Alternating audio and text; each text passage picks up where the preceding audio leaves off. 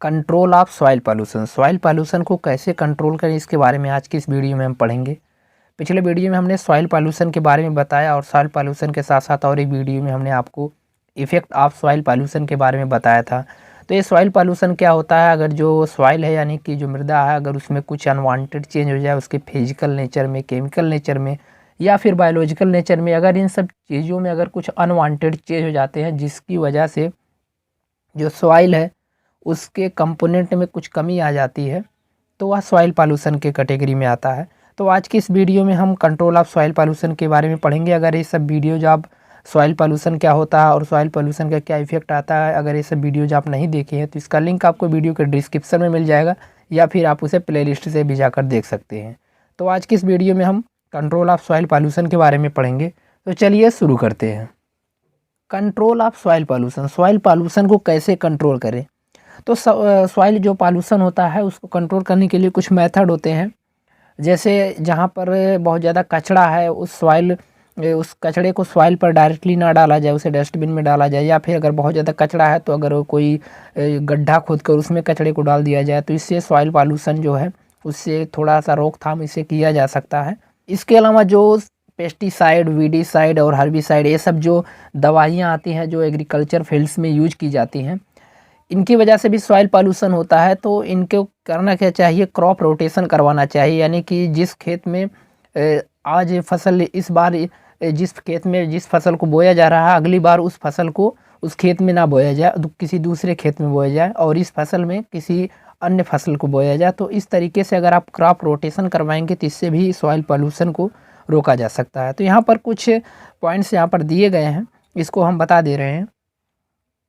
जैसे यहाँ पर दिया गया है, a number of way have been suggested to control the rate of soil pollution. यहाँ पर सॉइल पॉल्यूशन को कंट्रोल करने के लिए कुछ पॉइंट्स यहाँ पर दिए गए हैं। तो इसमें जो पहला है, क्रॉप रोटेशन और mixed cropping can improve the fertility of the land. यानी कि अगर आप क्रॉप रोटेशन करवाते हैं, अगर आप फसल को इस बार आप किसी खेत में कोई फसल बोते हैं, अगली बार उस फसल को उस खेत में नहीं बोते, अगली बार किसी अन्य खेत में उसे बोते हैं, तो यह क्रॉप रोटेशन कहलाता है।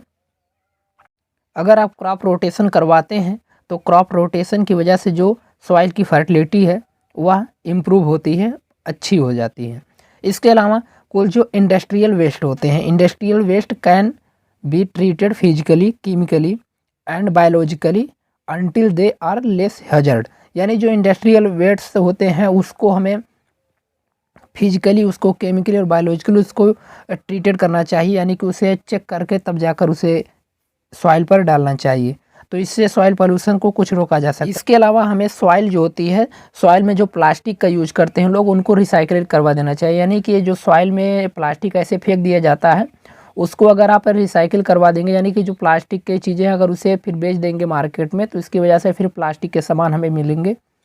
तो इसकी वजह से जो प्लास्टिक है उससे दोबारा हम यूज भी कर लेंगे और सॉइल पॉल्यूशन भी नहीं होगा। तो इसे हमें जो प्लास्टिक होता है, प्लास्टिक के वेस्ट होते हैं, उनको रिसाइकलिंग करवाना चाहिए। इसके अलावा safe disposal and management of solid waste from industry and human habitation involve. यानी कि जो जहाँ पर ह्यूमन का हैबिटेशन, जहाँ पर मनुष्य निवास कर रहा है, उस ऐसे जगह पर जो सॉलिड वेस्ट है उनका डिस्पोजल नहीं करना चाहिए। और इसके करने से अगर आप इसको रोकेंगे तो इससे सॉइल पॉल्यूशन जो है वो रुक जाएगा। इसके अलावा ban on the use of plastic bag below 20 micron. यानी कि जो ऐसे बैग जो हैं जो इनकी मोटाई, ऐसे प्लास्टिक जिनकी मोटाई जो 20 माइक्रोन से अधिक है, ऐसे प्लास्टिक बैग को हमें बैन कर देना चाहिए, उसको बंद कर देना चाहिए। इसकी वजह से जो सॉइल पॉल्यूशन है वो बहुत ज़्यादा होता है। इसके अलावा हमें जितने भी ये सब फर्टिलाइजर्स के रूप में हम यूज करते हैं, जैसे वीडीसाइड, फंजीसाइड, हर्बिसाइड, ये सब जो दवाइयाँ एग्रीकल्चर फील्ड्स में यूज की जाती हैं, उनके जहाँ पर हमें बायो फर्टिलाइजर्स का यूज करना चाहिए। बायो फर्टिलाइजर्स का मतलब गोबर की खाद वगैरह जो होती है उसको डालना चाहिए।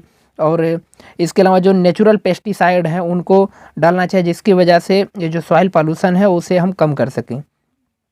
इसके अलावा ये जो केमिकल फर्टिलाइजर या जो पेस्टिसाइड होते हैं, ये जो मार्केट में मिलते हैं, इसको हमें बिल्कुल नहीं यूज करना चाहिए। अगर हम नेचुरली थिंग्स को यूज करेंगे तो उसका एडवर्स इफेक्ट जो रहेगा वो सॉइल पर नहीं आएगा। तो आप समझ सकते हैं कि अगर हम बायो फर्टिलाइजर्स का यूज करते हैं तो इसकी वजह से जो सॉइल है, सॉइल की फर्टिलिटी पर कोई इफेक्ट नहीं आएगा और सॉइल पॉल्यूटेड भी नहीं होगी। ओवरऑल जो ये सब केमिकल फर्टिलाइज़र्स हैं इनका यूज हमें कम करना चाहिए। अगर आप इस सब केमिकल फर्टिलाइज़र्स का यूज नहीं करेंगे तो जो क्रॉप का प्रोडक्शन है, जो हमें अनाज वगैरह मिलना है क्रॉप की वजह से, वो हमें कम मिलेगा, तो हमारा प्रोडक्शन जो है वो रुक जाएगा। इसलिए अगर हम बायो फर्टिलाइज़र्स के साथ साथ थोड़ा बहुत केमिकल फर्टिलाइज़र्स का यूज करेंगे तो उतना ज़्यादा सॉइल पॉल्यूटेड नहीं होगी। तो इसके बाद जो अगला है, proper treatment of liquid waste from industry and mines must be done. यानी कि जो लिक्विड वेस्ट वगैरह है, इंडस्ट्रीज से जो लिक्विड वेस्ट वगैरह निकलते हैं उनका हमें प्रॉपर ट्रीटमेंट करना चाहिए, जिसकी वजह से सॉइल पॉल्यूशन को रोका जा सके। इसके अलावा जो अगला है, cropping technique should be improved to prevent the growth of weed. अगर आप क्रॉपिंग टेक्निक का यूज करेंगे, यानी कि अगर खेत को अच्छी तरह से वहाँ पर फसल वगैरह को लगाया जाएगा तो वहाँ पर जो वीड्स वगैरह हैं उनकी ग्रोथ कम होगी। अगर जो वीड्स की ग्रोथ कम होगी तो वेडिसाइड्स का यूज कम किया जाएगा और इससे जो होगा वो सॉइल पॉल्यूटेड कम होगी। इसके अलावा special pit should be selected for dumping waste. हमें जो खेत से निकलने वाले वेस्ट हैं या फिर जो कहीं थोड़ा बहुत कचड़े वगैरह हैं उनको ऐसे सॉइल पर नहीं फेंकना चाहिए। अगर जो खेत से निकलने वाले जो वेस्ट है उनको एक किनारे पर एक गड्ढे खोदना चाहिए और वहीं पर वेस्ट को डाल देना चाहिए। इससे जो होता है वो सॉइल पॉल्यूटेड नहीं होती। सॉइल थोड़ा गड्ढे में डालने की वजह से ऊपर की सॉइल तो ऐसी बनी रहती है और वेस्ट भी डिजॉल्व हो जाता है और जो सॉइल रहती है वो पॉल्यूटेड भी नहीं होती। तो ये सब कुछ पॉइंट्स है कंट्रोल ऑफ सॉइल पॉल्यूशन के अंतर्गत। कंट्रोल ऑफ सॉइल पॉल्यूशन के अंतर्गत हमने आपको इन सब चीज़ों के बारे में बताया। इसके बाद 2 पॉल्यूशन और बचे हैं, थर्मल पॉल्यूशन और इसके अलावा रेडियो एक्टिव पॉल्यूशन। ये पॉल्यूशन भी जल्दी ख़त्म होंगे। इसके बाद अनसॉल्व पेपर जो बचे हैं उनको भी हम हल करने की कोशिश करेंगे।